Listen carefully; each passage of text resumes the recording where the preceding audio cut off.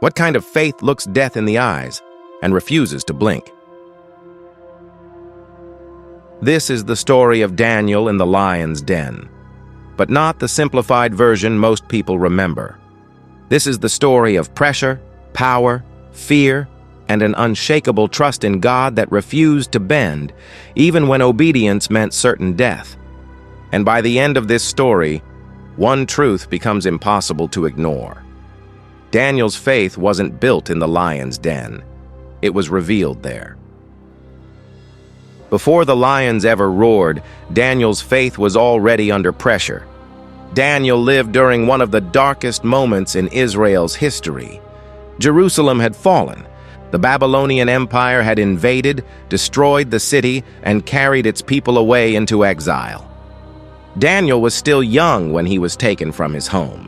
Everything familiar was stripped away: his land, his culture, his future.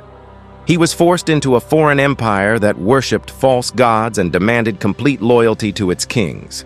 For many people, exile destroyed their faith. But Daniel chose something different. Instead of blending in, Daniel committed himself to faithfulness. He learned the language, he studied the culture, he served with excellence, and over time, something unexpected happened. Daniel began to rise, not through manipulation, not through compromise, but through wisdom, integrity, and consistency. Kings noticed him. Empires changed around him, but Daniel remained the same, and that consistency would one day cost him everything. What happens when faith-driven excellence threatens powerful people? Years passed. Kingdoms rose and fell. Eventually, a new ruler sat on the throne: King Darius. Darius reorganized the empire and appointed 120 officials to govern the land. Over them were 3 administrators. Daniel was one of those 3. But Daniel quickly distinguished himself. He was trustworthy. He was reliable. He was incorruptible. So much so that King Darius planned to place Daniel over the entire kingdom. That promotion never happened, because jealousy arrived first. The other officials felt threatened. They searched desperately for something, anything, that could be used against Daniel. They examined his work. They watched his behavior. They analyzed his decisions. But they found no corruption, no negligence, no weakness.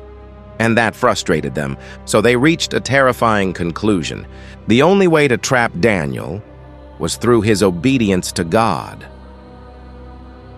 What if the law itself was designed to punish faith? The officials approached King Darius with flattering words. They suggested a new decree. For 30 days, no one in the kingdom could pray to any god or any man except the king. Anyone who disobeyed would be thrown into the lion's den. The decree sounded harmless, even patriotic. Darius, unaware of the trap, signed it. The law was sealed. Daniel heard about it immediately. He knew exactly what it meant. He understood the consequences. And then, he did something extraordinary. Daniel went home. He opened his windows. He knelt down, and he prayed. 3 times a day, just as he always had. No secrecy. No rebellion, no performance. Daniel didn't pray louder. He didn't pray longer. He simply refused to change. Because faith, for Daniel, wasn't situational. It was habitual. And that choice changed everything.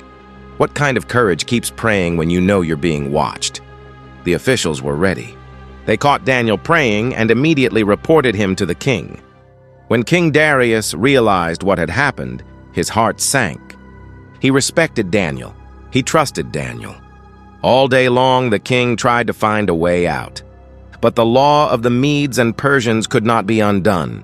As night fell, Daniel was brought to the lion's den, and the king spoke words filled with fear and hope. "May your God, whom you serve continually, rescue you." The stone was rolled into place. The den was sealed. The king's signet pressed into the clay. Daniel was left alone. What happens when faith meets absolute darkness? The lion's den was not symbolic. It was real, it was violent, and it was final. But Daniel did not panic, because faith is not built in emergencies. It is revealed in them. Daniel trusted God, not because he knew the outcome, but because he knew God's character. That night, God sent an angel, not to remove the lions, but to silence them. The mouths meant to destroy were shut. While King Darius spent a sleepless night above ground, Daniel rested below. What does victory sound like after a night like that? At first light, King Darius ran to the den. His voice shook as he called out, "Daniel, servant of the living God, has your God been able to rescue you from the lions?" And from the darkness came a calm reply.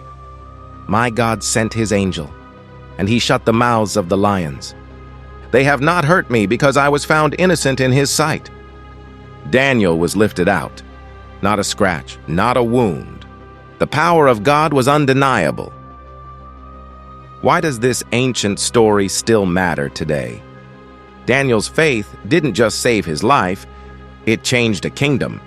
King Darius issued a new decree, honoring the God of Daniel throughout the empire, because unshakable faith does something powerful.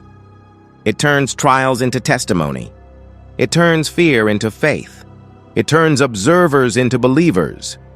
Daniel didn't know how God would rescue him. He only knew obedience mattered more than safety, and that kind of faith still speaks. Faith does not guarantee comfort. It guarantees purpose. And the question remains, when pressure comes, when obedience is costly, will faith remain routine, or will it stand unshaken? Comment unshaken if you're choosing faith over fear.